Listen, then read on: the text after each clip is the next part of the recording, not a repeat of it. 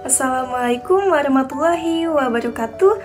Izin memperkenalkan diri, nama saya Maria Danisa Syanur, NIM 112111034 dari kelas MA21B04, Prodi Manajemen, Fakultas Ekonomi dan Bisnis, Universitas Pelita Bangsa. Di sini saya akan menjelaskan tentang pengenalan dasar statistika melalui mind mapping. Pengertian dari statistika adalah ilmu yang mempelajari tentang pengumpulan, analisis, interpretasi, presentasi, dan pengambilan keputusan berdasarkan data.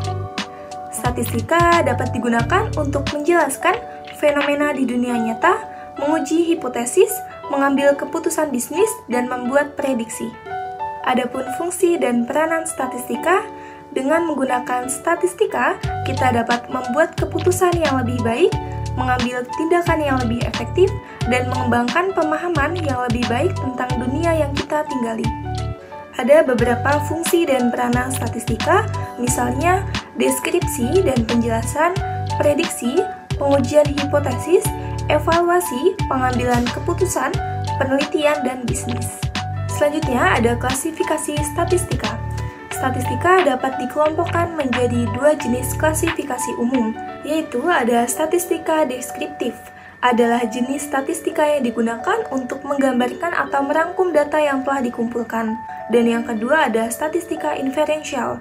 Statistika inferensial adalah jenis statistika yang digunakan untuk membuat kesimpulan tentang populasi berdasarkan sampel data yang diambil.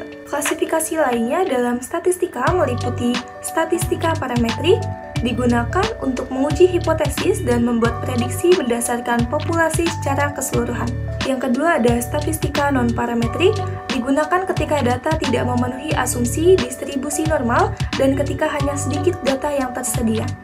Yang ketiga ada statistika multivariat, digunakan ketika terdapat lebih dari satu variabel independen dalam analisis data. Dan yang keempat ada statistika spasial, digunakan dalam bidang-bidang seperti geologi, lingkungan, dan pengembangan kota. Selanjutnya ada beberapa jenis data yang sering digunakan dalam statistika. Yang pertama ada data kualitatif dan kuantitatif, data diskret dan data kontinu, ada data primer dan sekunder. Data kuantitatif adalah data yang dapat diukur dalam angka.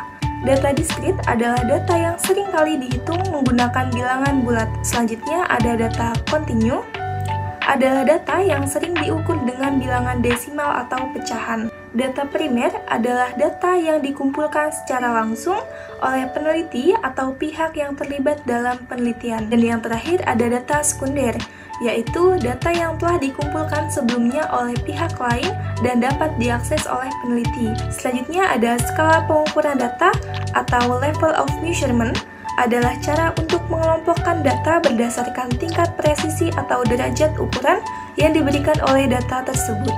Ada 4 jenis skala pengukuran data, yaitu nominal, ordinal, interval, dan rasio. Oke, materi yang terakhir ada populasi dan sampel. Populasi adalah seluruh kelompok atau populasi yang ingin diambil kesimpulan dari data statistik. Populasi bisa berupa orang, objek, atau konsep yang sedang diteliti. Sampel adalah sekelompok anggota dari populasi yang dipilih untuk dianalisis secara statistik.